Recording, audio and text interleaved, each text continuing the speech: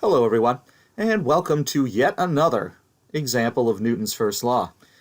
Really, I'm just doing this example to show you a couple of tricks of the trade, right, that you can use when solving more complex dynamics problems, whether it's Newton's first or Newton's second law types of problems. So here we have a ball of unknown mass hanging from a series of strings.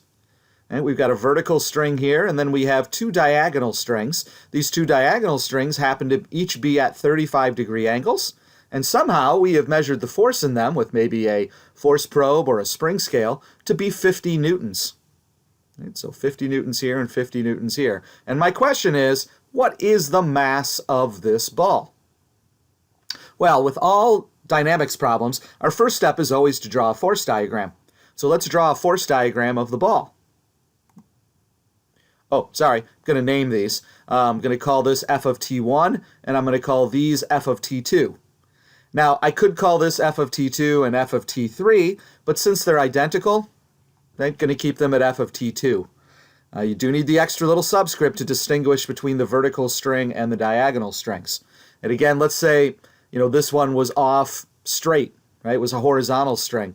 Then if they're different, we would have to call them f of t1, f of t2, and f of t3, right, so that we could distinguish them from one another. So there's the ball. What forces act on the ball? Well, of course, gravity acting down. And what else? Does the ceiling? No, it doesn't contact the ball. Do f of t2s? No, right? It's only interacting with the vertical string f of t1. That force would, of course, be up.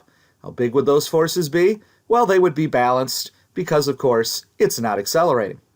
That's why it's a Newton's first law problem.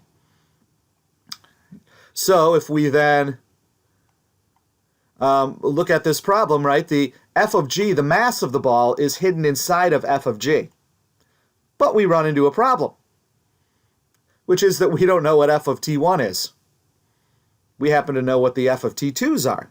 Right? Are the only pieces of information that we were given. So we're a little stuck here. But that is only if we focus on the ball. Little trick. Since the entire thing, the entire system, if you will, of the ceiling, the three strings, and the ball is not accelerating, the net force acting on it has got to be zero. The forces have to balance, no matter where we choose to look at that system. If we focus on the ball, yeah, the forces acting on the ball have to balance. But we can really choose any point we want, sum the forces around that point vectorially, right? And they have to vectorially add up to zero, right? Because nothing's accelerating. So what other point might we look at? Hopefully you're screaming, yes, let's look at the point where the strings all come together. So let's draw a force diagram of that point. We've got f of t2 off here at 35 degrees. Since it's at an angle, we of course will break it up into x and y components, right, eventually.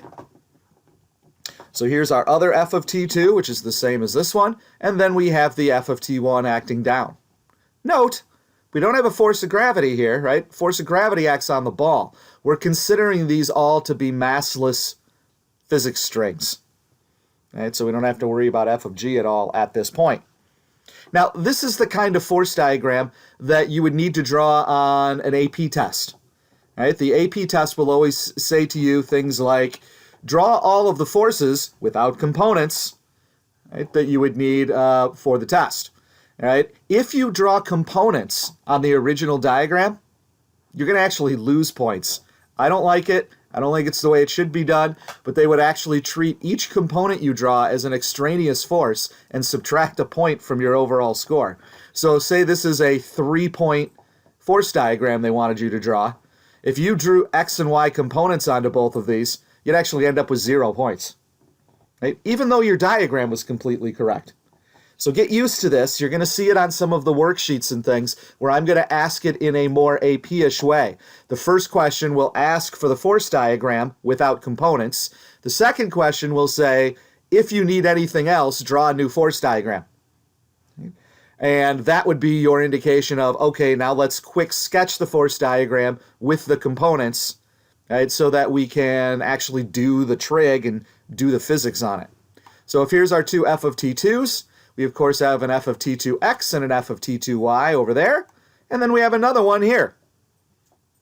Now, you could draw the f of ty's first and then the f of t2x's, but you have to be a little careful because notice there's not one f of t2y, there's two of them.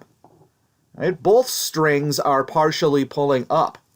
So when we draw f of t1, how big does it need to be? That's right, it needs to balance out both f of t2y's. You with me there?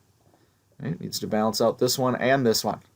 Right? So the two together. Again, if I had given you the angles inside this diagram instead of the angles outside the strings, right? Let's see, what would those be, like 55-degree angles? If I had said this was 55 and this was 55, right? You might be inclined to draw f of t2y up and then f of t2x over, and that's fine. You would just need to draw two f of t2y's up, right? So that you can see them both. But here we are. Now it's just a matter of doing some trig. Right? Its acceleration is 0, so the forces balance. F of t2y is, of course, the hypotenuse sine of the angle. So it's, don't forget the 2, it's 2 times f of t2 sine of 35. If we then plug that in for f of t1, and of course use our old friend, the force of gravity is mass times the local gravitational field strength, or mg, we can then solve for m, working symbolically, notice. And then plug our numbers in, and we get an answer. Notice the newtons cancel, the kilogram on the bottom flips up to the top, and we get 5.9 kilograms of mass. So the main thing I wanted you to get out of this problem was the little trick of realizing that since the entire system isn't accelerating, you should be able to pick any point in that you want, analyze the forces, right? And the net force has to be 0. The forces have to balance. Okay? So you can pick any point you want. Once you do that, really you can solve these equations for anything, right? The force diagram here is the main little physics tool, our modeling tool, if you will, that we use to help us set up the physics and to help us set up, therefore, the trig, right, to what's going on. And then it just becomes kind of a trig problem. Right? But the physics shows up in the decisions that we make when drawing our force diagrams. Second little thing that I wanted to talk about here in Newton's second law is a little calculus-y thing. Right? We know Newton's second law is net force is mass times acceleration. Prior to this year, last year, right, when you were in honors, we only used constant accelerations or uniformly accelerated motion that we could describe most commonly with the, or more mathematically, with the kinematic equations.